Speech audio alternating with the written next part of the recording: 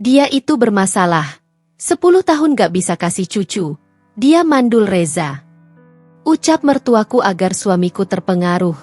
Saat acara keluarga aku benar-benar direndahkan. Setelah resmi bercerai, mereka menyesal karena Assalamualaikum warahmatullahi wabarakatuh. Halo Bunda sahabat Ainun. Semoga Bunda semuanya dalam keadaan sehat dan selalu bahagia ya. Sebelum saya lanjut, yuk Bunda absen dari kota mana saja? Dan buat yang sudah like, komen, dan subscribe semoga rezekinya dilancarkan ya. Yuk, langsung kita mulai kisahnya. 10 tahun pernikahan seharusnya menjadi masa di mana sebuah keluarga kecil tumbuh semakin hangat. Seharusnya ada tawa, rencana liburan, obrolan ringan tentang masa depan, dan kehangatan sederhana yang membuat rumah terasa seperti tempat pulang. Tapi untukku, 10 tahun itu justru seperti 10 musim kemarau yang tak kunjung berganti. Setiap tahun berlalu, bukan membuatku semakin dekat dengan keluarga suamiku, melainkan semakin membuatku merasa seperti orang asing yang tersasar dalam rumah sendiri. Setiap kali Reza mengajakku ke rumah orang tuanya, dadaku langsung menegang. Langkah kakiku seperti dipasung rasa takut yang menahun. Karena aku tahu, aku bukan datang sebagai menantu, tapi sebagai aib yang harus ditoleransi. Rumah mertua selalu tampak megah dengan pagar tinggi dan halaman luas. Namun bagiku rumah itu tak pernah terasa seperti tempat menyambut keluarga. Begitu melewati pintu utama, hawa dingin menyusup, bukan dari AC, melainkan dari tatapan-tatapan yang menyambutku. Begitu mereka melihatku, selalu ada bisik-bisik kecil, pelan, tapi cukup tajam untuk merobek hatiku. Kasihan Reza. 10 tahun, masih belum ada anak juga. Mandul, kali ya, lihat wajahnya saja muram begitu. Dan kalimat yang paling sering kudengar, diucapkan dengan nada merendahkan. Seakan aku ini benda rusak yang harus segera diganti. Apa gunanya seorang istri kalau nggak bisa kasih cucu? Kata-kata itu menghantamku setiap kali, seperti piring kaca yang jatuh dan pecah tepat di telingaku. Sakit, tajam, dan memalukan. Aku hanya bisa menundukkan kepala, menggenggam jemariku sendiri agar tidak gemetar. Rasanya aku ingin berteriak, ingin membela diri, ingin mengatakan bahwa aku tidak pernah berhenti berusaha. Tapi suaraku selalu tersangkut di tenggorokan. Lebih menyakitkan lagi karena Reza hanya diam, bukan membela, bukan menenangkan, bukan menggenggam tanganku seperti pasangan lain yang kukagumi diam-diam. Hanya diam. Diam yang panjang. Diam yang menusuk. Diam yang membuatku merasa sendirian bahkan ketika dia berada di sampingku. Kadang aku meliriknya, berharap dia akan mengatakan sesuatu, apapun. Bahkan sekadar, "Sudahlah, MAH, jangan begitu." Tapi yang kudapat hanyalah wajahnya yang datar. Seakan komentar itu bukan tentangku, bukan tentang istrinya, tapi tentang orang asing. Dan setiap kali itu terjadi, aku mulai bertanya pada diriku sendiri. Apakah kesalahanku hanya karena belum hamil? Apakah nilai seorang istri hanya diukur dari rahimnya? Apakah aku tidak layak dicintai jika tubuhku tidak menghadirkan seorang anak? Pertanyaan-pertanyaan itu selalu menumpuk seperti debu tebal dalam dada. Membuatku sulit bernapas. Membuatku mempertanyakan diriku sendiri setiap hari. Namun yang paling menakutkan adalah pikiran yang diam-diam muncul akhir-akhir ini. Pikiran yang tidak berani kuakui kepada siapapun. Bagaimana jika Reza sebenarnya menginginkan hal yang sama seperti keluarganya? Bagaimana jika diamnya adalah tanda bahwa ia setuju? Pertanyaan itu membayangiku lebih sering daripada yang seharusnya. Dan pada suatu hari, di satu sesi kunjungan ke rumah mertua, tatapan mereka semakin menusuk, bisikan semakin keras, dan diamnya Reza semakin dalam.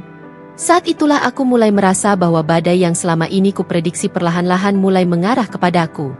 Aku hanya belum tahu bahwa badai itu akan menelanku sampai tak bersisa. Bahwa 10 tahun penantian bukan hanya tentang anak yang tak kunjung hadir, tapi juga tentang kesetiaan, pengkhianatan, dan kebenaran pahit yang tidak pernah kuduga. Dan semuanya bermula dari hari itu. Dari tatapan itu, dari diamnya Reza, dari 10 tahun, tanpa kabarnya.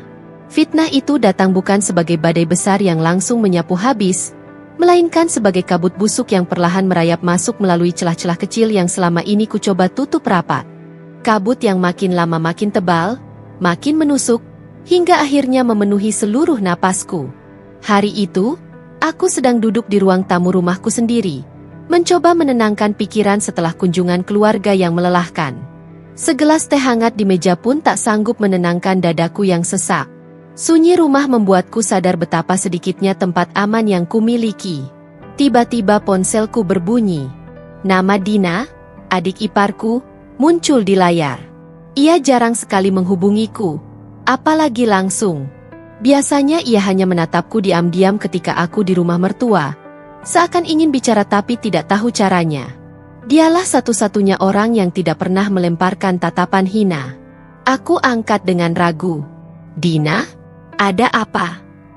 Suara di seberang terdengar pelan, gugup. Mbak, aku harus bilang sesuatu. Aku nggak enak, tapi kayaknya Mbak harus tahu.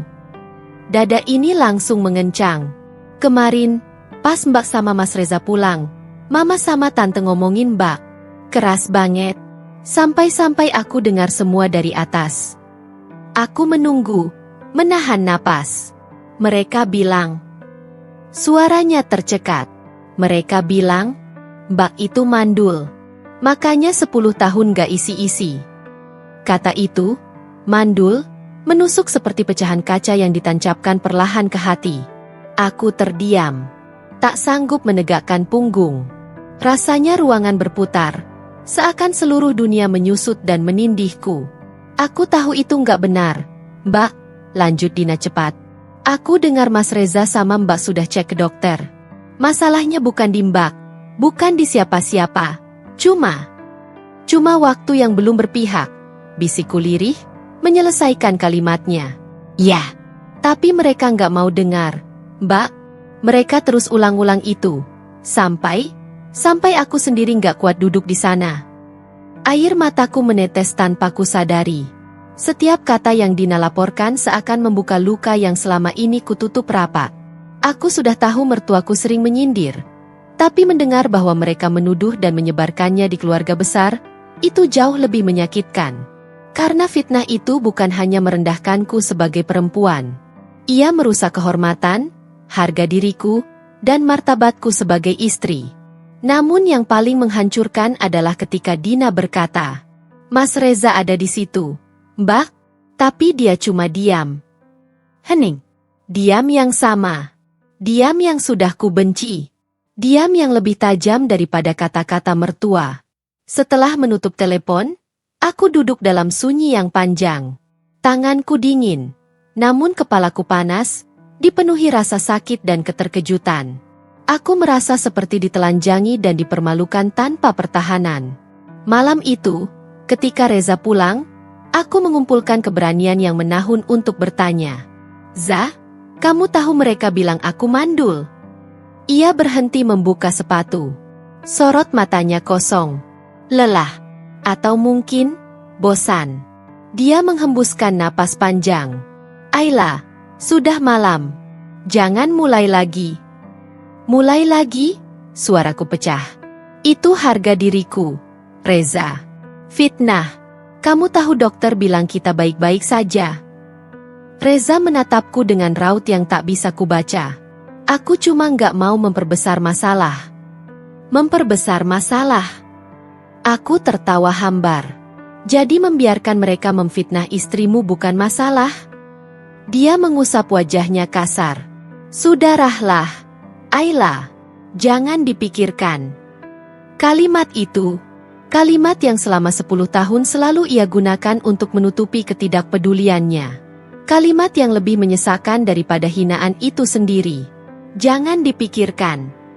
Padahal dialah satu-satunya orang yang seharusnya berdiri di sisiku. Suami, pelindung, orang yang seharusnya membela ketika dunia meremehkanku. Namun semua yang kulihat hanyalah lelaki yang lebih memilih kenyamanan keluarganya daripada kebenaran istrinya sendiri. Malam itu aku tidur dengan mata sembab. Reza tidur membelakangiku, dan jarak di antara kami terasa seperti jurang lebar yang tidak bisa lagi kujangkau. Yang tidak ku ketahui saat itu adalah fitnah, Mandul hanyalah permulaan. Masih ada fitnah lain yang jauh lebih busuk, yang akan membusukkan hati, merusak kepercayaan, dan menghancurkan rumah tanggaku dari dalam. Dan fitnah itu akan membuatku mempertanyakan apakah Reza benar-benar pernah mencintaiku. Waktu berjalan, tapi fitnah itu tidak berhenti di depan pintu rumah mertuaku. Ia menyelusup, merayap, menyebar seperti racun yang tak tampak. Dan keluarga Reza, yang sejak awal tak pernah menganggapku ada, mulai memainkan peran baru, pahlawan palsu. Pahlawan yang katanya peduli, tapi setiap kata mereka adalah pisau yang mengarah tepat ke dadaku. Awalnya dimulai dari hal-hal kecil.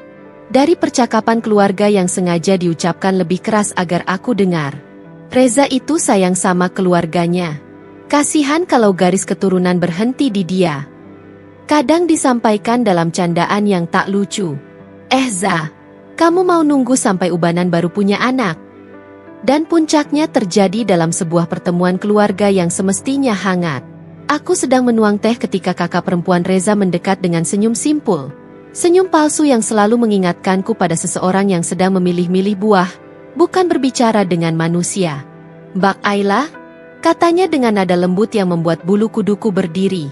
Aku cuma mau kasih saran. Demi kebaikan kamu juga. Aku menoleh. Untuk kebaikan saya. Dia mengangguk, pura-pura prihatin. Kalau memang kamu mandul, mungkin sebaiknya Reza cari perempuan lain. Dia kan masih muda. Kamu juga bisa, ya, menjalani hidupmu sendiri. Kalimat itu membuatku hampir menjatuhkan teko yang kugenggam. Mandul. Barang rusak. Diganti. Disingkirkan. Sungguh. Bagaimana bisa seseorang menilai tubuh perempuan seperti barang tanpa nilai? Bagaimana bisa keluarga yang seharusnya menyayangi justru menjadi pengadil paling kejam? Aku memejamkan mata sebentar, menahan sesak yang menggelombang di dadaku. Mereka tidak tahu perjuanganku, tidak tahu tangis malamku, tidak tahu betapa aku takut, bersalah, dan selalu menyalahkan diriku sendiri meski dokter mengatakan kami baik-baik saja. Mereka tidak peduli. Yang mereka pedulikan hanyalah melanjutkan garis keluarga mereka. Dan aku hanyalah rintangan yang harus disingkirkan. Namun yang paling menikam bukanlah ucapan mereka, melainkan diamnya Reza. Reza yang dulu tak pernah melepas tanganku kini seperti orang asing yang tinggal serumah denganku. Tak ada lagi dekap hangat, tak ada genggaman yang menenangkan.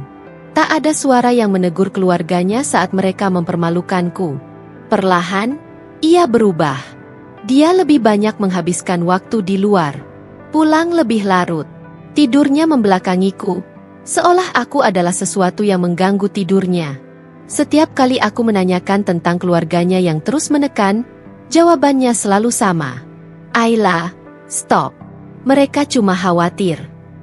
Khawatir? Orang yang menusukku berkali-kali itu disebutnya khawatir? Aku ingin berteriak. Aku ingin memeluknya sambil menangis. Meminta jawaban kenapa ia membiarkan hatinya dijajah oleh bisikan-bisikan beracun. Tapi Reza menjauh. Bukan dengan pertengkaran besar. Bukan dengan teriakan. Yang lebih menyakitkan justru, ia menjauh tanpa suara. Pernah suatu malam, saat aku duduk memegangi tespek yang kembali menunjukkan garis tunggal, Reza masuk ke kamar. Aku menatapnya, berharap ia akan duduk di sampingku seperti dulu, mengusap punggungku, dan berkata, "Gak apa-apa, kita coba lagi, sayang." Tapi ia hanya berdiri di ambang pintu, menatapku sebentar, lalu berkata pelan, "Besok aku pulang telat." Tanpa bertanya kenapa aku menangis, tanpa mendekat, tanpa memberi pelukan. Aku merasa seperti sedang kehilangan suamiku perlahan-lahan, potongan demi potongan. Hingga yang tersisa hanyalah bayangan lelaki yang pernah mencintaiku. Ada malam-malam di mana aku bangun dan mendapati tempat tidurnya dingin. Ada hari-hari di mana ia pulang tanpa menatap mataku. Ada detik-detik di mana aku merasa, aku ini bukan lagi istrinya. Dan jauh di lubuk hati, aku tahu, perubahan ini bukan karena dirinya sendiri. Ada bisikan-bisikan yang menyusup ke telinganya. Bisikan yang dibungkus seolah sayang, padahal beracun. Bisikan yang datang dari darah dagingnya sendiri. Yang belum ku ketahui saat itu adalah, bisikan itu akan tumbuh menjadi keputusan paling menyakitkan dalam hidupku. Keputusan yang akan merobek hidupku menjadi dua. Dan membuatku menyadari bahwa kadang, musuh terbesar seorang istri bukanlah perempuan lain, melainkan keluarga suaminya sendiri. Rumah yang dulu terasa hangat kini berubah menjadi bangunan bisu yang memantulkan kembali semua kesedihan yang kutahan. Dinding-dindingnya yang dulu menjadi saksi tawa kami, kini hanya memantulkan gema pertengkaran yang tak pernah selesai dan diam yang semakin menyesakan. Sejak keluarga Reza semakin keras menekan, perubahan dalam dirinya menjadi jauh lebih jelas. Bukan lagi perubahan perlahan, tetapi seperti pintu yang tiba-tiba ditutup di depan wajahku. Ia mulai lebih sering tidur di ruang kerja. Awalnya hanya sesekali, katanya terlalu lelah. Lalu menjadi rutinitas. Kadang aku bangun di tengah malam dan menemukan selimutnya masih rapi, tanpa lekukan tubuhnya. Lampu ruang kerja masih menyala, pintunya sedikit terbuka. Aku berdiri diam di sana, mendengarkan suara ketikan laptop atau embusan napas beratnya. Ingin mengetuk, ingin menawarkan segelas teh, ingin bertanya apakah dia baik-baik saja. Tapi yang ku tahu, jika aku mengetuk, Reza hanya akan menoleh sebentar dan berkata, "Aku lagi kerja." Dan aku akan pulang ke kasur yang dingin, merasa seperti penghuni kontrakan di rumahku sendiri. Makan bersama juga hilang begitu saja. Dulu, makan malam adalah waktu yang kutunggu. Meski sederhana, ada kehangatan yang membuatku merasa dihargai. Kini, piringnya sering kutemukan kosong di wastafel tanpa aku sadari kapan ia makan. Kadang aku memasak, menatanya di meja, menunggu berjam-jam. Saat Reza akhirnya datang, ia hanya berkata, "Aku sudah makan di luar." Tanpa menatapku, tanpa mencoba menjelaskan, tanpa merasa perlu menjaga perasaanku. Perlahan, percakapan kami berubah. Tidak lagi suami istri. Tidak lagi dua orang yang membangun hidup bersama. Kami menjadi seperti dua karyawan kantor yang sekadar berbagi meja kerja. Aku bertanya, "Besok ada jadwal apa?" Dia menjawab singkat, "Meeting." Aku bertanya, "Mau makan apa malam ini?" Dia mengangkat bahu, "Terserah." Tidak ada tanya kabar. Tidak ada cerita hari ini. Tidak ada sentuhan kecil untuk memastikan aku baik-baik saja. Dan setiap detik kebersamaan yang kosong itu membuatku sadar. Rumah ini sudah kehilangan suamiku. Suatu malam, ketika kesunyiannya terlalu menusuk untuk diabaikan, aku memberanikan diri duduk di sampingnya di sofa. Rumah begitu hening hingga suara jam dinding terasa seperti palu kecil yang memukul-mukul kesabaranku. Aku menyamankan duduk, menoleh padanya, dan mencoba membuka percakapan dengan hati yang bergetar. "Reza, kita harus bicara." Dia tidak langsung menoleh. Dia tetap menatap layar ponselnya beberapa detik sebelum akhirnya meletakkannya. Napasnya terdengar berat. Seolah hanya dari permintaan bicara pun ia sudah lelah. "Ayla," suaranya datar, "aku cuma capek. Semua orang ngomongin kita." Aku menatapnya dengan mata yang mulai panas. "Kita?" tanyaku lirih. "Atau aku?" Dia memijit pangkal hidungnya, gesto kecil yang sudah sering kulihat beberapa bulan terakhir. Gestur seseorang yang merasa terganggu, bukan peduli. "Ayla, tolong jangan mulai lagi," katanya pelan tapi tegas. Aku menggigit bibir. "Aku cuma mau tahu, kenapa aku yang disalahkan semua orang? Kenapa kamu nggak jelasin ke mereka kalau ini bukan salahku?" Reza tidak menjawab, tidak menatapku, tidak mengulurkan tangan. Dia hanya memejamkan mata. Diam, menarik napas panjang, seolah mengumpulkan kesabaran. Seolah, mendengarku pun membuatnya lelah.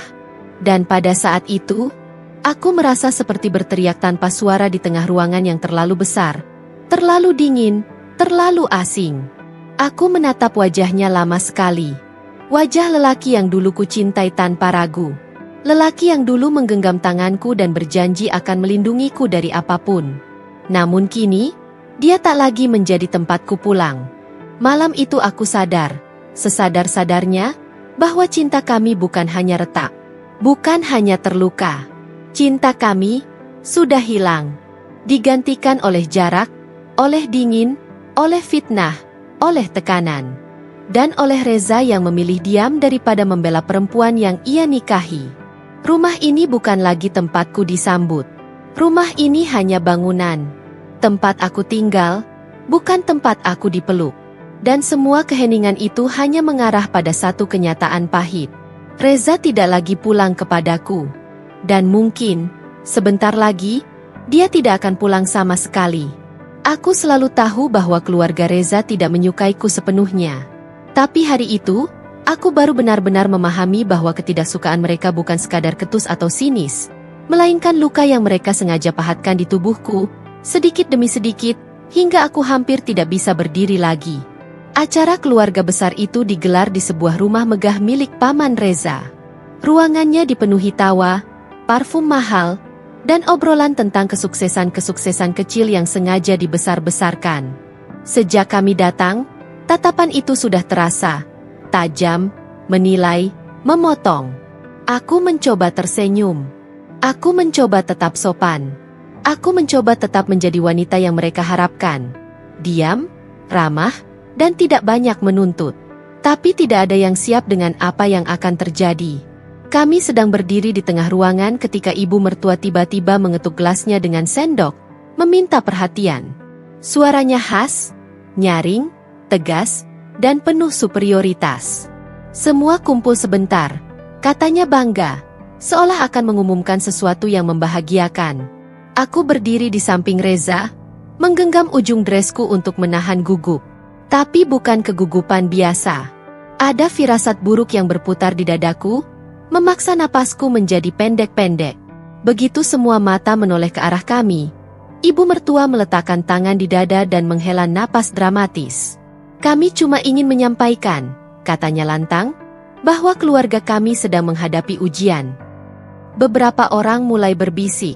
Mata-mata penasaran tertuju pada kami. Aku menoleh pada Reza. Ia menatap lurus ke depan, kaku. Dan kemudian, ibu mertua menjatuhkan bom itu. Reza itu sehat, katanya dengan nada seakan menyampaikan fakta medis paling penting di dunia. Dia nggak ada masalah. Kami sudah periksa, sudah konsultasi. Semua orang tahu itu. Aku tercekat. Detik itu juga, jantungku seperti berhenti berdetak. Lalu kalimat berikutnya menghancurkan sisa-sisa harga diriku. Yang bermasalah itu Ayla. Ia menatapku penuh tuduhan. Sudah 10 tahun mandul. Suara itu menggema di kepalaku, memantul seperti gong yang dipukul terlalu keras. Aku terhuyung, hampir kehilangan pijakan. Orang-orang menatapku, sebagian dengan kasihan palsu, sebagian dengan rasa ingin tahu yang seperti pisau menelanjangi. Sepupu-sepupu Reza saling berbisik sambil menyunggingkan senyum simpati yang tidak tulus. Aku bisa mendengar komentar kecil yang menyelinap. Kasihannya, nggak bisa punya anak. Keluarga besar rugi kalau garis keturunan berhenti. Udah 10 tahun loh. Itu lama banget. Dunia seakan berputar, tapi aku tetap berdiri di sana, dibakar hidup-hidup oleh rasa malu yang tidak pantas kuterima. Yang paling menyakitkan bukanlah kata mandul, bukan tatapan hinaan, bukan bisikan-bisikan kejam. Yang paling menyakitkan adalah Reza. Reza yang berdiri tepat di sampingku. Reza yang seharusnya menjadi pelindungku. Reza yang seharusnya menggenggam tanganku. Tapi dia tidak menyangkal, tidak membantah, tidak memelukku, tidak mengucapkan satu kata pun. Ia hanya menunduk sedikit, seakan ikut malu berada di sampingku. Dan diam itu jauh lebih mematikan daripada fitnah apapun. Diamnya menghancurkan sisa-sisa harapan yang masih kugenggam. Diamnya menghapus 10 tahun cinta yang kuanggap nyata. Diamnya membuatku merasa, aku berdiri sendirian di dunia ini. Hatiku mengerut, tubuhku bergetar, dan sesuatu di dalam diriku patah tanpa suara. Aku menelan kepedihan yang mengalir sampai ke tulang. Untuk pertama kalinya dalam hidupku, aku berpikir, mungkin Tuhan memang ingin menarikku keluar dari tempat yang tidak lagi menjadi rumah. Mungkin ini bukan sekadar cobaan. Mungkin ini adalah peringatan. Tapi saat itu aku hanya bisa berdiri, membeku, membiarkan air mataku tidak jatuh. Karena jika aku menangis di depan mereka, itu artinya mereka menang. Namun jauh di dalam diriku, aku tahu, setelah hari ini, tidak akan ada lagi harapan yang tersisa untukku di rumah itu. Rumahku bukan lagi tempat kembali. Rumahku telah menjadi kuburan tempat harapan dan cintaku dimakamkan perlahan-lahan. Setelah kejadian di acara keluarga itu, aku seperti berjalan di atas lantai yang terbuat dari pecahan kaca. Setiap langkah terasa berdarah. Setiap tarikan napas menggores paru-paruku. Tapi di tengah luka yang tak berhenti itu, aku masih punya satu sisa kekuatan kecil, membuktikan kebenaran. Aku tidak ingin hidup dalam tuduhan. Tidak ingin dipaksa menerima label yang bukan milikku. Dan tidak ingin membiarkan orang lain menghancurkan martabatku begitu saja. Maka suatu pagi, dengan suara yang berusaha kutahan agar tidak pecah, aku berkata pada Reza, "Zah, minggu ini kita pergi ke dokter kandungan, ya? Kita cek bareng lagi. Kita buktikan semuanya." Reza yang sedang merapikan kancing kemejanya terdiam. Tangannya berhenti di kancing ketiga. Seperti ada sesuatu yang tiba-tiba mengeras di wajahnya. Matanya menatap ke arahku, tapi tidak benar-benar melihatku. "Zah, kita harus tahu yang sebenarnya," lanjutku pelan. Aku nggak mau hidup dalam fitnah." Beberapa detik berlalu sebelum ia membuang napas kasar. "Kayaknya nggak usah," katanya akhirnya. Aku mengerutkan dahi. "Kenapa nggak usah? Kita pernah cek. Semuanya normal. Kita bisa ulang. Kita bisa." Dia mengangkat tangannya, menyela. "Ayla, Mama sudah panggil Ustaz." Aku terpaku. Apa hubungannya Ustaz dengan pemeriksaan dokter? Reza melanjutkan dengan suara datar yang asing.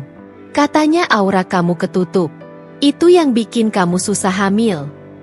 Untuk sesaat, aku benar-benar tidak bisa berkata apa-apa. Seakan otakku berhenti memproses kalimat itu. "Reza," suaraku bergetar. "Sejak kapan kamu percaya hal seperti itu? Kita bicara tentang kesehatan, bukan perkara mistis." Dia memalingkan wajah, jawanya mengeras. "Sejak istri aku 10 tahun gak bisa kasih anak." Kalimat itu jatuh seperti palu yang menghantam dadaku. Tapi Reza belum berhenti. Dan saat ia memukul meja dengan telapak tangannya, aku tersentak. Bukan karena suara meja, tapi karena suara Reza. Untuk pertama kalinya dalam 10 tahun, dia membentakku. "Ayla, kamu itu gak ngerti apa sih? Semua orang ngomongin kita. Semua orang bilang kamu mandul. Mama stres. Aku stres." Nadanya meninggi, tajam, meledak begitu saja. Kamu itu bikin semuanya berat, tahu nggak?" Aku membeku. Tubuhku kehilangan kekuatan seperti boneka kain yang kehilangan penyangga. Dan Reza, suamiku, menatapku seakan aku adalah sumber dari semua kemalangan di hidupnya. Aku tidak menangis. Bukan karena aku kuat, tapi karena air mataku terlalu takut jatuh di hadapannya. Karena jika aku menangis, itu artinya dia berhasil membuatku hancur. "Jadi kamu percaya aku, penyebab semua ini?" Tanyaku dengan suara yang hampir tak terdengar. Dia tidak menjawab, tidak mengangguk, tidak menggeleng. Diam. Diam yang sudah lebih jujur daripada jawaban apapun. Hatiku patah. Bukan retak seperti kaca, bukan pula pecah seperti piring. Tapi patah seperti sayap burung yang dipotong tanpa belas kasihan. Patah di titik yang tidak akan pernah kembali seperti semula. Aku berdiri di sana dengan tubuh gemetar. Tetapi Reza justru memalingkan wajah. Seolah marahnya sah, seolah tuduhannya benar, seolah aku layak menerima semuanya.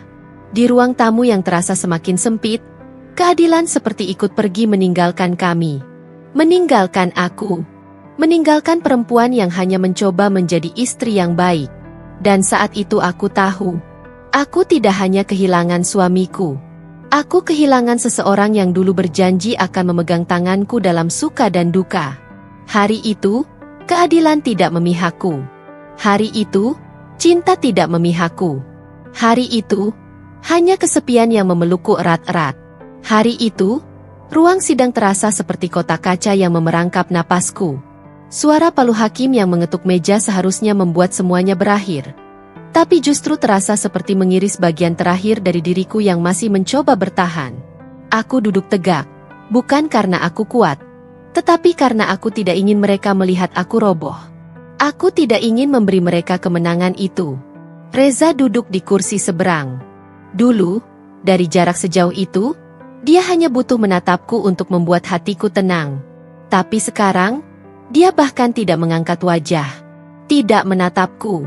Tidak mencari mataku. Seolah aku bukan seseorang yang pernah berbagi hidup dengannya selama 10 tahun. Seolah aku tidak pernah ada. Ketika hakim menjelaskan hak, kewajiban, dan keputusan, aku tidak mendengar semuanya dengan jelas. Kata-kata itu tenggelam dalam suara lain yang lebih keras. Suara segala luka yang bertahun-tahun kusimpan tanpa pernah ia pedulikan. Setelah sidang, pintu ruang pengadilan terbuka.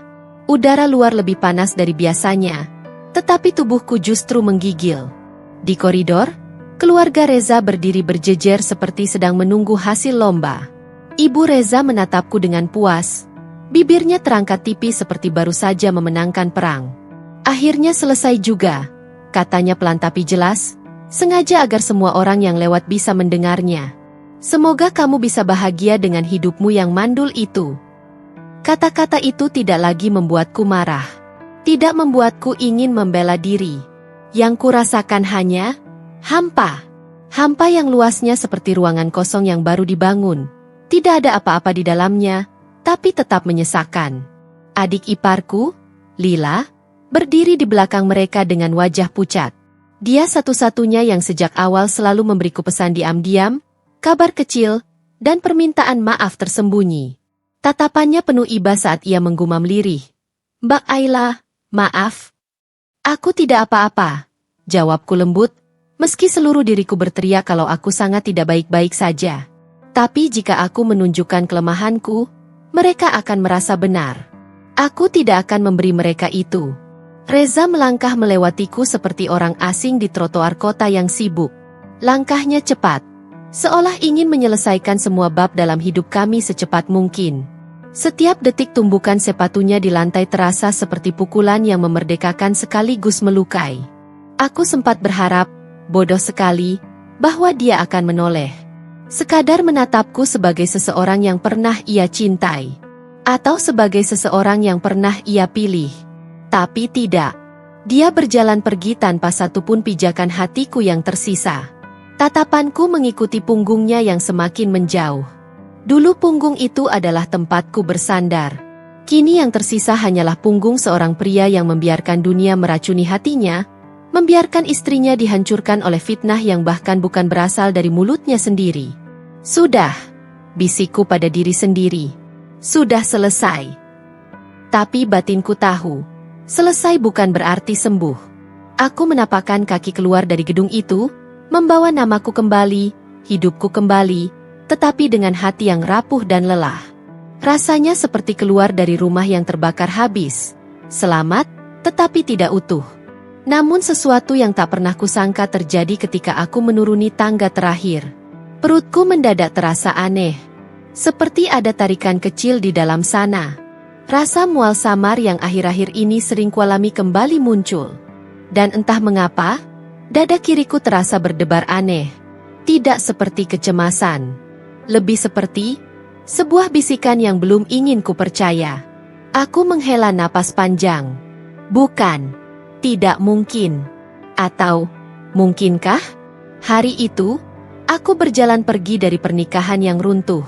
Tanpa Reza. Tanpa keluarga. Tanpa tempat kembali. Aku tidak tahu bahwa di dalam tubuhku, sesuatu yang selama bertahun-tahun kutunggu, yang membuat mereka menghancurkanku, akhirnya sedang tumbuh diam-diam. Dan hidupku akan berubah selamanya. Rumah kecil peninggalan orang tuaku berada di pinggir kota. Sunyi, sedikit berdebu, dan penuh kenangan yang selama ini kutinggalkan demi membangun hidup bersama Reza. Kini rumah ini menjadi satu-satunya tempat yang tidak mengusirku, tidak menuntutku, dan tidak memandangku seperti kutukan. Hari pertama setelah pindah, aku hanya duduk di tepi kasur tua. Hari berikutnya, aku tidak bergerak sama sekali. Hari ketiga, aku bahkan lupa kapan terakhir kali membasuh wajahku. Aku tidak menangis. Lucu, bukan? Kadang luka tak lagi mengeluarkan air mata, karena tubuh sudah kehilangan cadangannya. Aku lebih banyak tidur. Tidur bukan karena lelah, tapi karena sadar bahwa bangun justru lebih menyakitkan. Dalam tidur, aku tidak harus mengingat tatapan mertua, bentakan Reza, atau kata mandul yang menempel seperti noda di tubuhku. Tapi ada sesuatu yang aneh. Ada sesuatu yang mengusik kebisuanku. Setiap pagi, dadaku sesak. Kepalaku berputar meski aku menghabiskan hari di tempat tidur. Bau nasi dari dapur rumah tetangga tiba-tiba membuatku ingin muntah. Aku pikir tubuhku sedang menjerit karena stres. Karena itu yang paling masuk akal setelah hidupku dirubuhkan begitu saja. Namun tubuhku terasa berbeda. Suatu malam, aku terbangun karena mual hebat. Aku berlari ke kamar mandi, lututku hampir roboh ketika tubuhku memuntahkan entah apa. Bahkan aku tidak ingat kapan terakhir aku makan sesuatu yang pantas disebut makanan. Saat aku duduk di lantai kamar mandi yang dingin, sebuah pikiran gila melintas. Sangat gila. Sangat mustahil. Sangat menyakitkan untuk dianggap serius. Tidak mungkin. Jangan-jangan. Aku menggeleng cepat, menolak kemungkinan itu. Tubuhku pasti hanya bereaksi terhadap trauma. Itu wajar. Semua orang bilang begitu. Tapi tubuh tidak bisa bohong selamanya. Beberapa hari kemudian, mual itu makin sering datang. Tanpa aba-aba. Tanpa pola. Tubuhku seperti sedang menulis pesan yang tidak ingin kubaca. Aku menatap pantulan wajahku di cermin. Puc, mata cekung, bibir kering. Namun ada sesuatu yang lain, sesuatu yang tidak bisa kujelaskan. Akhirnya, aku menyerah pada rasa penasaran yang bercampur ketakutan itu. Aku memaksa tubuhku bangun, mandi seadanya, mengikat rambutku yang kusut, lalu keluar rumah dengan langkah gontai, menuju klinik terdekat. Suasana klinik ramai. Bau antiseptik menusuk hidung. Aku duduk sambil memeluk tas kecilku, mencoba mengatur napas, mencoba menenangkan detak jantungku yang terasa tidak biasa. Ketika namaku dipanggil, kaki rasanya seperti bukan bagian dari tubuhku. Dokter, seorang perempuan paruh-baya dengan senyum lembut, menanyakan gejala yang kurasakan. Tangannya terampil mencatat, sementara aku menjelaskan semuanya dengan suara pelan. Mual? Iya. Sensitif terhadap bau? Iya. Keterlambatan haid? Pertanyaan itu menghantamku seperti palu godam. Aku menelan ludah. Perlahan. Iya, sudah beberapa minggu, bisikku. Dokter mengangguk. Wajahnya tetap tenang. Baik, kita lakukan pemeriksaan dulu ya. Tidak perlu tegang. Tidak perlu tegang? Kalau saja ia tahu betapa rapuhnya dunia yang kupegang saat ini. Pemeriksaan berlangsung singkat.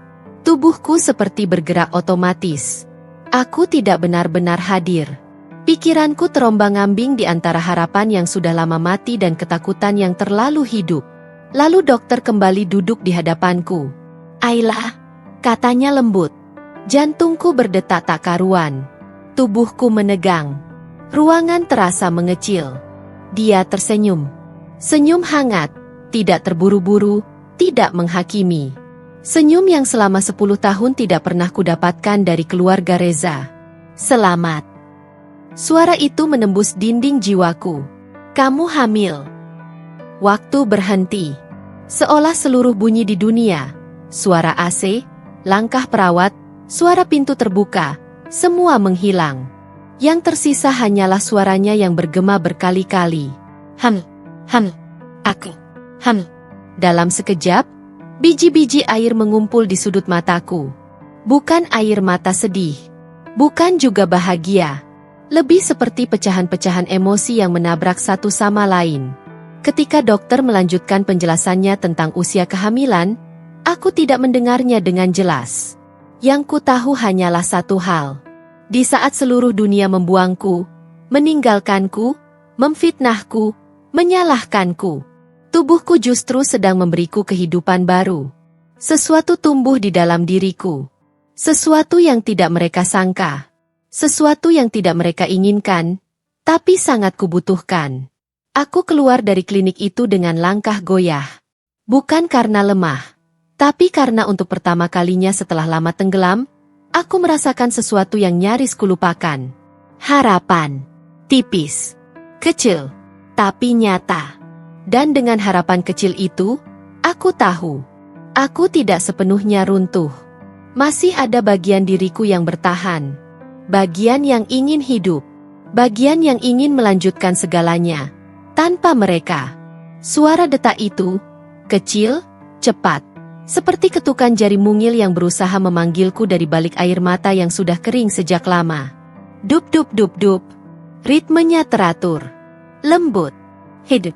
Dokter memperbesar volume. Lalu layar hitam itu menampilkan titik kecil yang berkedip pelan. Cahaya yang bahkan lebih terang dari seluruh hidupku selama 10 tahun menjadi istri Reza. Ini, anaknya. Bu, ucap dokter dengan suara selembut kapas.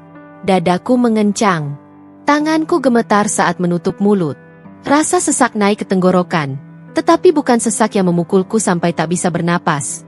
Ini sesak yang mengaduk seluruh isi hatiku menjadi satu. Harapan, kesedihan, kebingungan, dan dendam yang selama ini kupaksa diam. 6 minggu. Dokter menyebutnya dengan nada profesional, tanpa tahu betapa angka itu menusukku lebih dalam daripada semua hinaan mertua. 6 minggu. Artinya, aku sudah hamil saat Reza menatapku dengan dingin, saat keluarganya memfitnahku mandul, saat kata, pisah, itu keluar dari mulutnya tanpa gemetar sedikit pun. Dan Aku menerima perceraian itu sambil membawa detak kecil dalam tubuhku. Detak yang bahkan aku sendiri belum tahu keberadaannya. Aku menunduk, bahuku bergetar. Bukan karena bahagia. Bahagia terlalu suci untuk perasaan yang bercampur darah dan luka ini. Apa Anda baik-baik saja, Bu Ayla? Tanya dokter pelan. Aku hanya mengangguk. Bohong. Tapi bagaimana aku menjawabnya? Bagaimana aku menjelaskan bahwa dunia baru saja menamparku dengan cara paling kejam dan paling indah sekaligus? Bayi Anda sehat, lanjut dokter. Sangat sehat. Dan ini, keajaiban, Bu. Keajaiban. Aku menghela napas panjang, hampir seperti tertawa. Ironis sekali. Kata itu sudah lama menghilang dari hidupku, digantikan kata, mandul, cacat, gagal, beban. Aku meraih foto hasil USG itu. 3 lembar kecil. Hitam putih. Di sana hanya ada bayangan samar, titik cahaya mungil.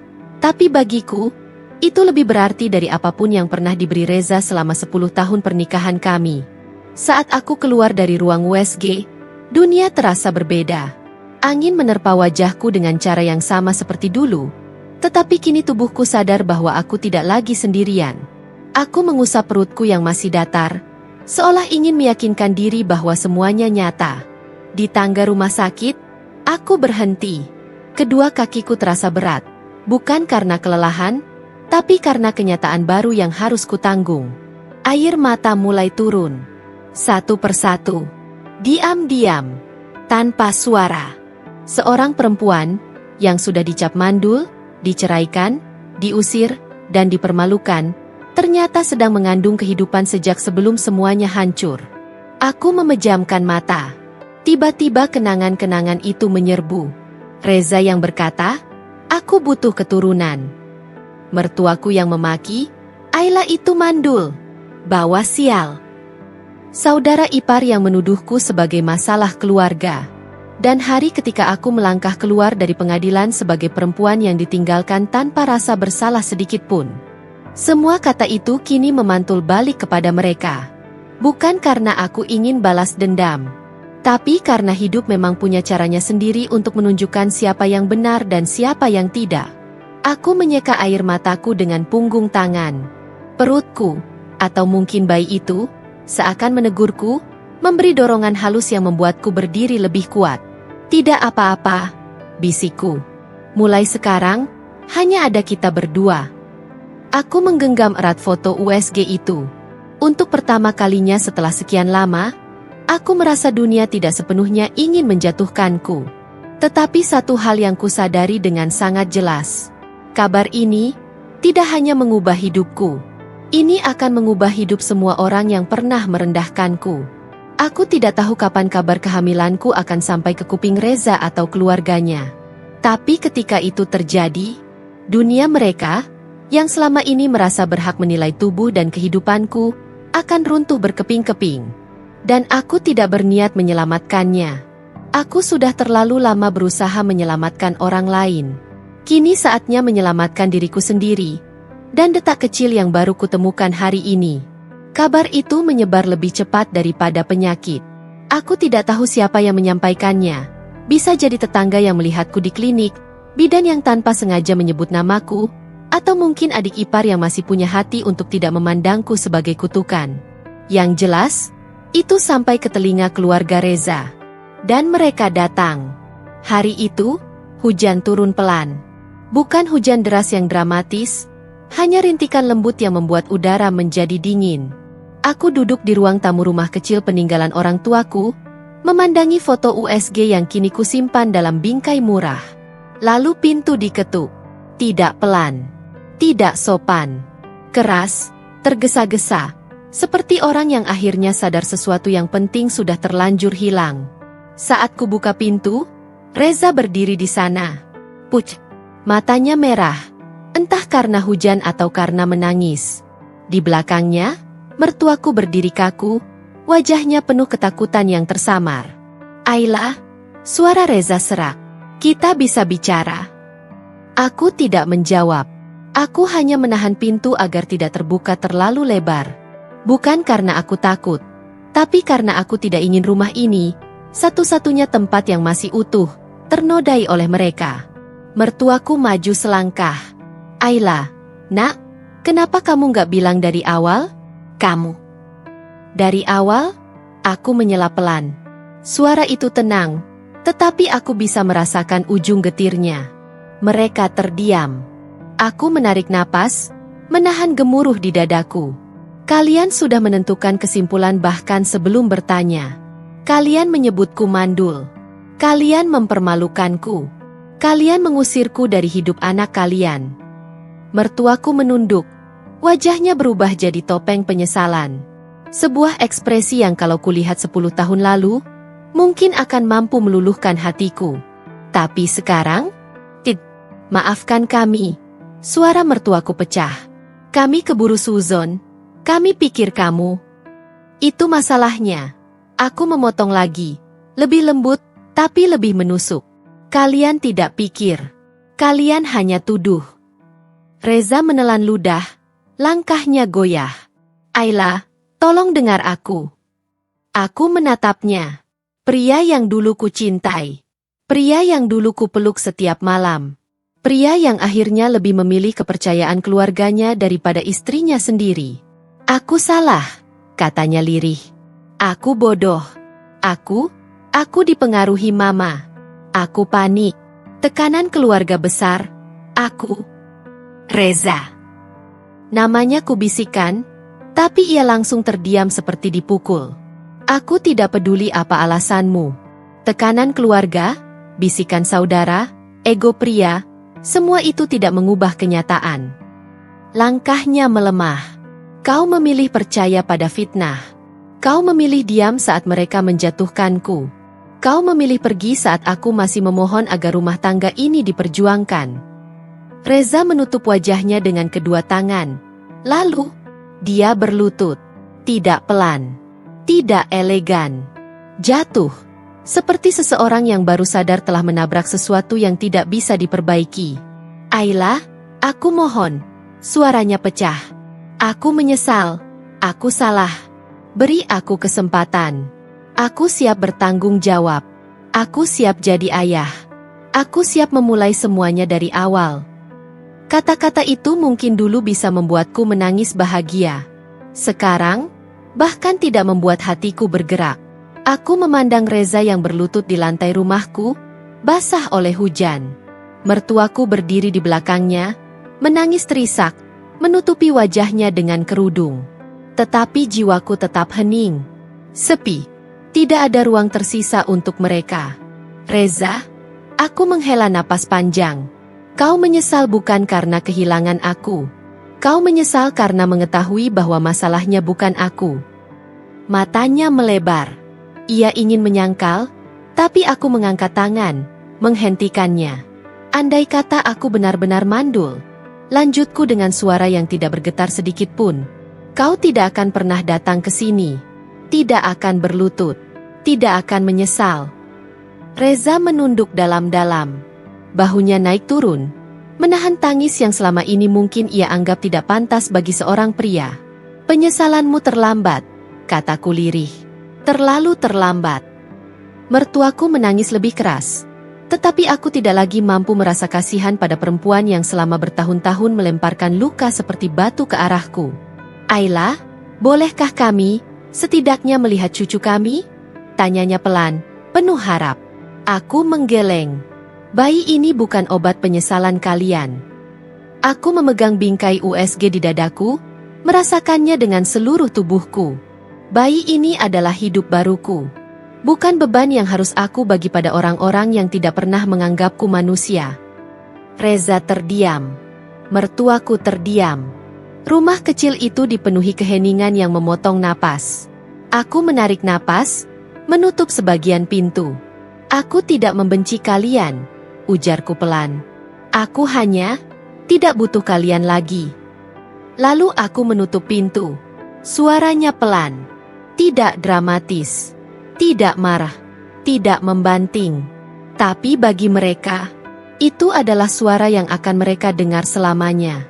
Sebuah pintu yang tertutup untuk selamanya. Bukan karena aku tidak punya hati, tetapi karena mereka yang menghancurkannya terlebih dahulu. Kembalilah, Yel.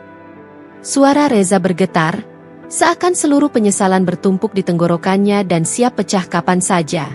Aku berdiri di depan rumah yang dulu menyaksikan aku menangis diam-diam, menahan hinaan, menahan sakit hati, menahan tuduhan mandul yang mereka lemparkan tanpa ampun. Kini rumah itu rasanya asing.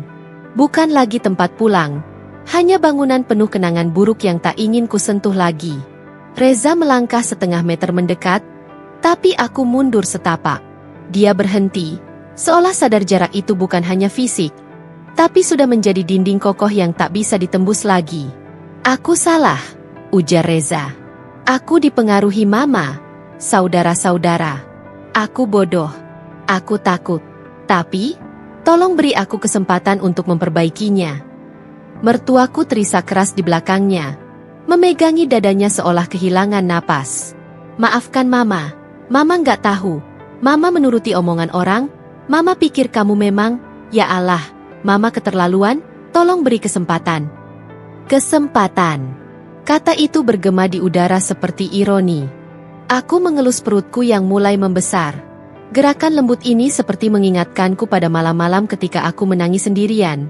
Memeluk perutku sambil bertanya apakah anakku akan lahir tanpa ayah. Pada siang-siang ketika aku bekerja keras sendirian untuk menyiapkan masa depan kami.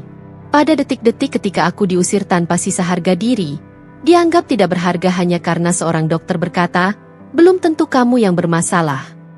Mereka menghinaku. Mereka menyalahkanku. Mereka meremehkanku. Tapi saat kebenaran datang terlambat, mereka ingin aku kembali? Aku tidak bisa kembali, kataku dengan suara paling kokoh sepanjang hidupku. Seperti ada sesuatu yang retak di wajah Reza. Matanya memerah, tulang rahangnya mengeras. Dia memejam seperti menahan sakit yang terlambat ia rasakan. Mertuaku jatuh terduduk di teras rumah, menangis keras, memanggil namaku berulang-ulang.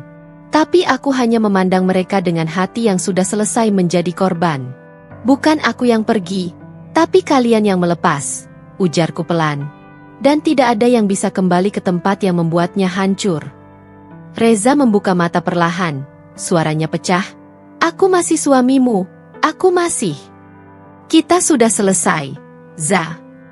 Kata-kataku jatuh seperti palu. Tenang, tegas, tidak bisa dibalik.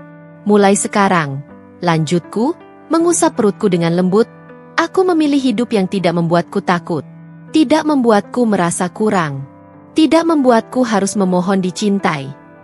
Reza menunduk. Mertuaku terisak makin keras.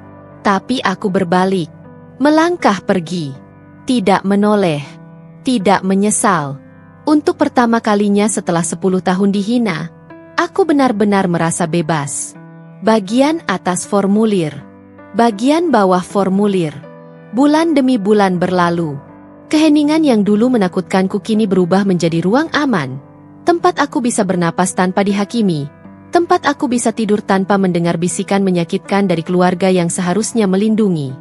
Aku menjalani kehamilan sendirian. Tapi aku tidak pernah merasa kesepian. Karena setiap detak kecil di dalam perutku adalah pengingat bahwa aku tidak benar-benar sendiri.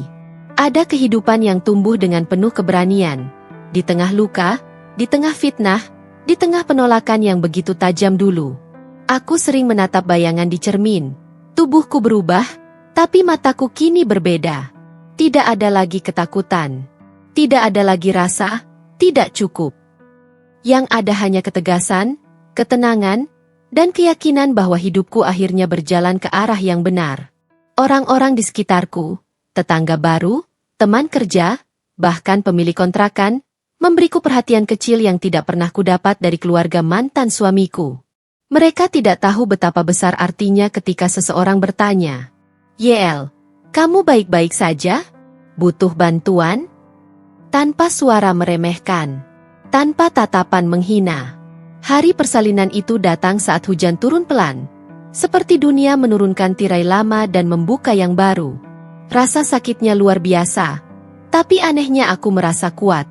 Lebih kuat dari siapapun yang pernah membuatku merasa kecil.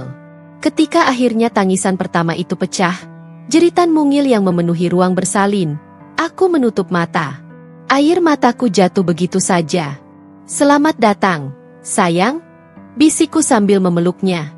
Bayi itu hangat, lembut, dan di antara rasa lelah dan bahagia yang bercampur jadi satu, aku menyadari sesuatu yang menghantam jantungku dengan kelegaan luar biasa.